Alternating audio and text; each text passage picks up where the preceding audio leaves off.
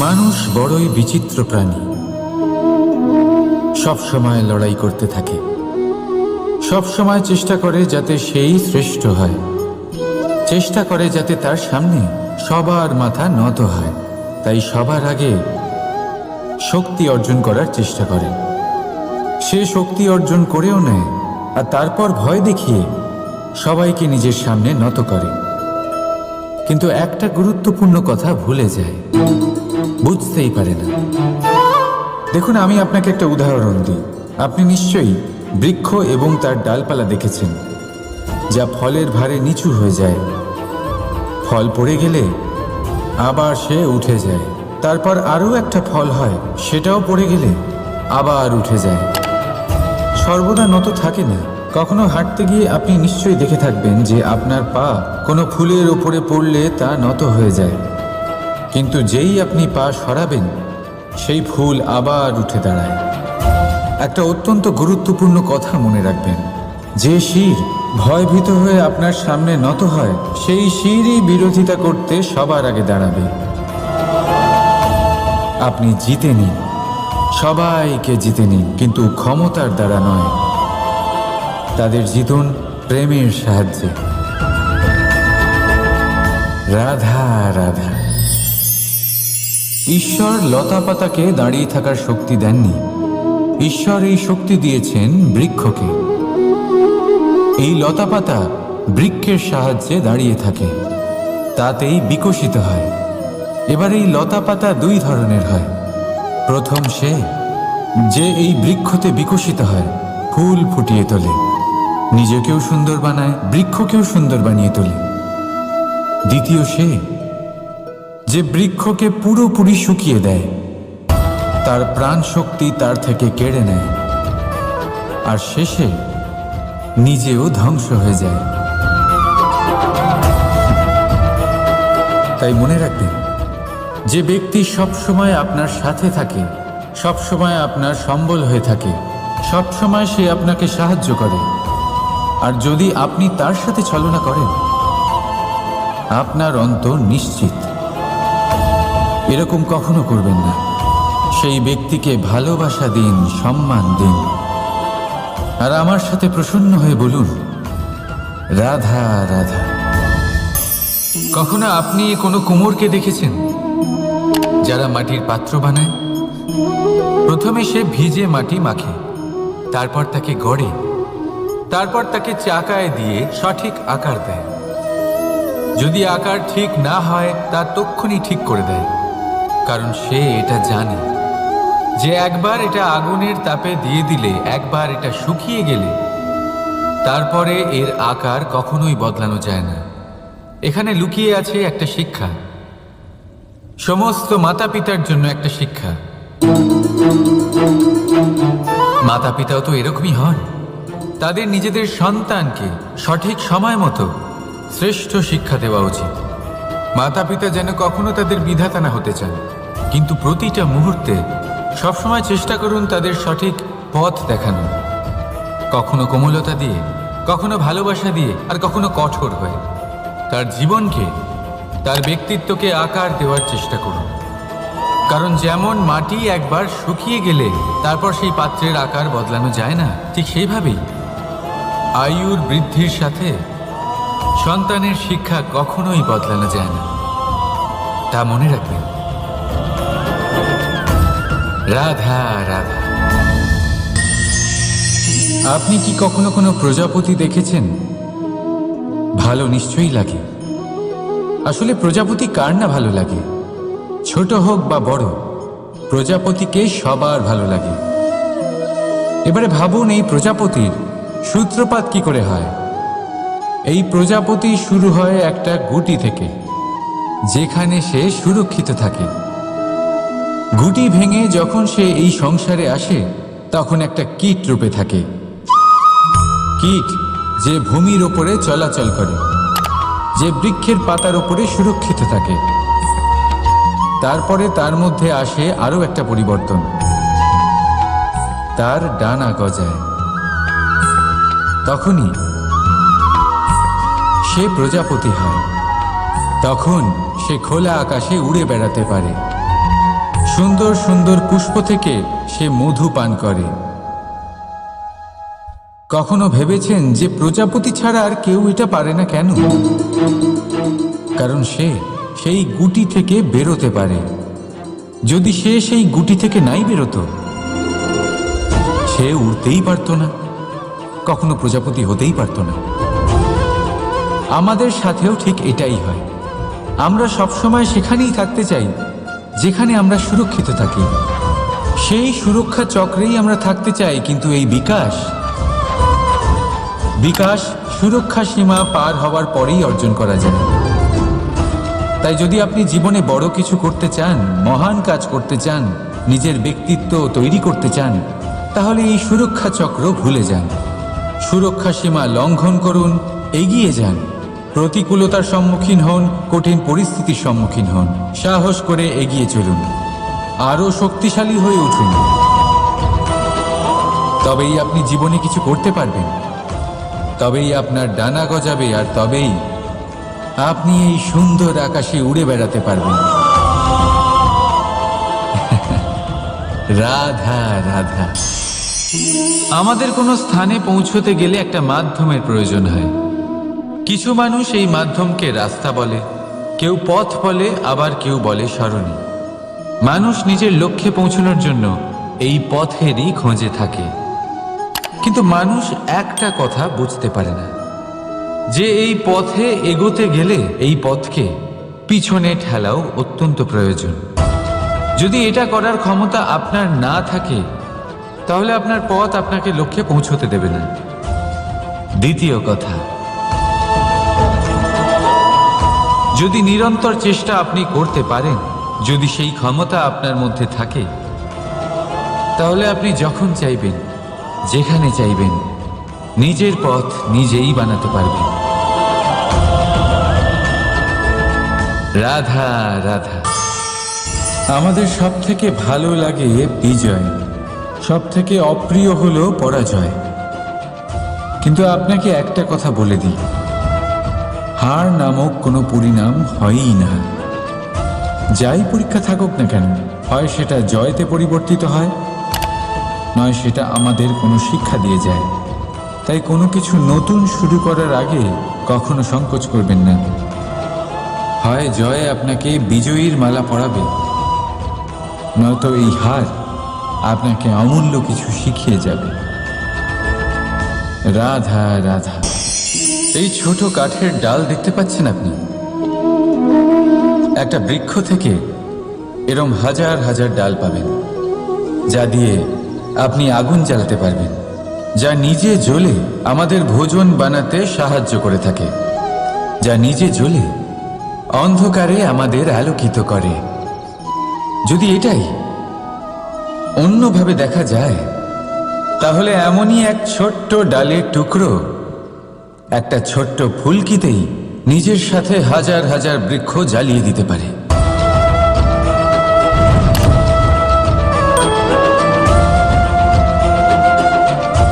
পার্থক্য কোথায়?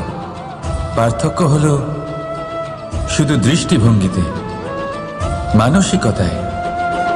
যদি এই মন শীতল রাখেন, শান্ত রাখেন, তাহলে অসংখ্য মানুষের জীবন আলোকিত করবেন।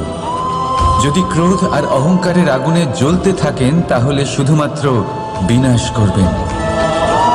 সিদ্ধান্ত আপনার। রাধা রাধা। আজ বিজয়া দশমী, সেই দিন যবে শ্রীরাম রাবণকে বধ করেছিলেন। এ হলো সেই দিন যেদিন শ্রীরাম লঙ্কা জয় করেছিলেন। লোকে বলে এটা খারাপের বিরুদ্ধে ভালোর জয়ের প্রতীক। এটাকে দেখার আরো একটা দিক আছে। আগে হ্যাঁ, এটা ভালোবাসার জয়ের প্রতীক, এটা পরিবারের জয়ের প্রতীক। আপনি তো নিশ্চয়ই জানেন যে রাবণ মহাজ্ঞানী ছিল, মহা শক্তিশালী ছিল, মহাদেবের পরম ভক্ত ছিল রাবণ। এবার যে ব্যক্তি কৈলাস পর্বত তুলতে পারত, সেই ব্যক্তি নিজে এক কাটা বৃক্ষের মতো শ্রীরামের চরণে পড়েছিল। কেন? কারণ রামের সাথে লক্ষণ ছিল, কিন্তু ওদিকে রাবণের সাথে বিভীষণ ছিল না। একদিকে এক পরিবারের মধ্যে ভালোবাসা ছিল, কিন্তু অপরদিকে আর এক পরিবারের মধ্যে দূরত্ব বাড়ছিল। তাই মনে রাখবেন, যদি সংসারের ওপরে বিজয় লাভ করতে হয় তাহলে সর্বপ্রথম পরিবারের মধ্যে ভালোবাসা বজায় রাখতে হবে। পরিবারের মধ্যে ভালোবাসা বাড়ান, দূরত্ব নয়। আপনি সব সময় সুখী থাকবেন আর জীবনের সমস্ত বাধা আপনি অতিক্রম করবেন। রাধা রাধা। আপনি কি কখনো শুনেছেন হরিণ সিংহের থেকে পালানোর বদলে তার সাথে লড়াই করেছে? হরিণ সিংহকে আক্রমণ করেছে, কখনো শুনেছেন? কখনো না। কিন্তু এরকম হতেই পারে, এরকম হয়েই থাকে। আর এটা তখনই হয় যখন হরিণের শাবক বিপদে পড়ে। যখন তার সিংহের কবলে পড়ার ভয় থাকে, তখন হরিণীও এসে সিংহের সাথে লড়াই করতে থাকে। কারণ সে একজন মা, আর মা তার সন্তানের জন্য সব কিছু করতে পারে। এ হলো মায়ের স্নেহ, যেটা যত নরম হতে পারে ঠিক ততটাই কঠোরও হতে পারে। আর তার সন্তানের মঙ্গলের জন্য সে ক্রোধের সমস্ত সীমা পার করে তার সন্তানকে রক্ষা করেই ছাড়বে। আর সেই জন্যই তো মাকে সন্তানের জীবনে সব থেকে বড় ঢাল বলা হয়। এই মাকে আমার শত কোটি প্রণাম। রাধা রাধা। কামবোধ, এটাই আপনার অন্তরের প্রথম শত্রু। বেশিরভাগ মানুষই কামবোধ বলতে লালসা বোঝেন, কিন্তু এটা সম্পূর্ণ সত্য নয়। কামের আসল অর্থ হল কামনা। এটা খুবই সহজ ব্যাপার। মনুষ্য শরীর থাকলে, মানুষের মন থাকলে এই কামনা অবশ্যই থাকবে।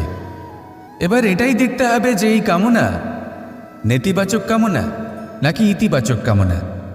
অন্য কারোর জিনিসে নজর দেওয়া, অন্য কোনো মানুষের উপর নজর দেওয়া, কোনো অনুচিত বস্তুর দিকে নজর দেওয়া, এই নেতিবাচক কামনা। আর এই দুষ্কামনা মানুষকে দিয়ে অপকর্ম করাবেই করাবে। তাই মনে রাখবেন, যে ব্যক্তি নিজের কামনাকে নিয়ন্ত্রণে রাখতে পারেন তিনি সঠিক পথেও থাকেন, সঠিক লক্ষ্যে পৌঁছতেও পারেন। যিনি কামনা নিয়ন্ত্রণে রাখতে পারেন না তিনি তার পথও হারিয়ে ফেলেন এবং লক্ষ্যচ্যুতও হন। তাই মনে রাখবেন, নিজের কামনাগুলিকে নিয়ন্ত্রণে রাখুন। কাম নামক এই শত্রুর ওপর বিজয় লাভ করুন। আর আমার সাথে ভালোবেসে বলুন, রাধা রাধা। হাস্য, হাসি জীবনে অত্যন্ত মূল্যবান হয়।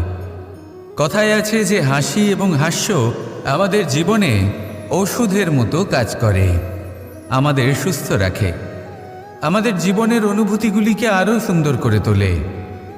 কিন্তু প্রত্যেক ওষুধের মতোই এর সাথেও এটাই হয়। প্রত্যেক ওষুধ সঠিক সময়ে, সঠিক মাত্রায়, সঠিকভাবে গ্রহণ করতে হয়। যদি এরকম না হয় তাহলে এই ঔষধও শরীরের ক্ষতি করে দিতে পারে। এবার আপনি ভাবতে পারেন, হাসি থেকে কিভাবে ক্ষতি হতে পারে? আপনি যদি অন্য কারোর উপরে হাসেন তাহলে হয়তো তার মনে কষ্ট হতে পারে, তার অন্তরের মিত্র হয়তো শেষ হয়ে যেতে পারে, আর অন্তরের শত্রু জেগে উঠতে পারে। কিন্তু এটাই যদি আমরা সকলকে সাথে এনে সকলের সাথে হাসি, তাহলে হয়তো আমাদের অন্তরের এই হৃদয়ের ভেতরে লুকিয়ে থাকা যে শত্রু তা শেষ হয়ে যেতে পারে, আর অন্তরের বন্ধুসত্তা প্রকাশিত হতে পারে। ঠিক কি না? এবার আপনাকে উদাহরণ দিই। যখন দ্রৌপদী দুর্যোধনকে নিয়ে হেসেছিল তখন তা মহাভারতের সৃষ্টির কারণ হয়েছিল। কিন্তু সেইখানেই যখন পার্থ আর মাধব একসাথে বসে মৃদুমন্দ হাসতেন তখন ধর্ম স্থাপন করা হয়েছিল। তা আপনি কি চান? কাউকে নিয়ে হেসে তাকে আঘাত করতে চান, নাকি সকলকে একসাথে এনে তাদের হাসিয়ে তুলে ধনাত্মক প্রভাব ফেলতে চান? সিদ্ধান্ত আপনার। আসুন আর আমার সাথে ভালোবেসে বলুন, রাধা রাধা। মাঝে মাঝে কিছু মুহূর্তের জন্য চোখ বন্ধ করে ধ্যানের বেদিতে বসে ধ্যান করতে চেষ্টা করুন আর বোঝার চেষ্টা করুন যে আমরা সর্বপ্রথম কি দেখতে পাচ্ছি, কি অনুভব করছি। আপনি দেখতে পাবেন সবার আগে আপনার চোখের সামনে আপনার দুষ্কর্মগুলিকে, আপনার লুকিয়ে থাকা ক্রোধ, অন্তরের যন্ত্রণা, ভয়, নিরাশা, এই সব কিছুই সবার আগে দেখতে পাবেন আপনি। আর এই সব কিছুই আমাদের দুঃখের কারণ হয়ে ওঠে। এই সব কিছুর সারমর্ম কি?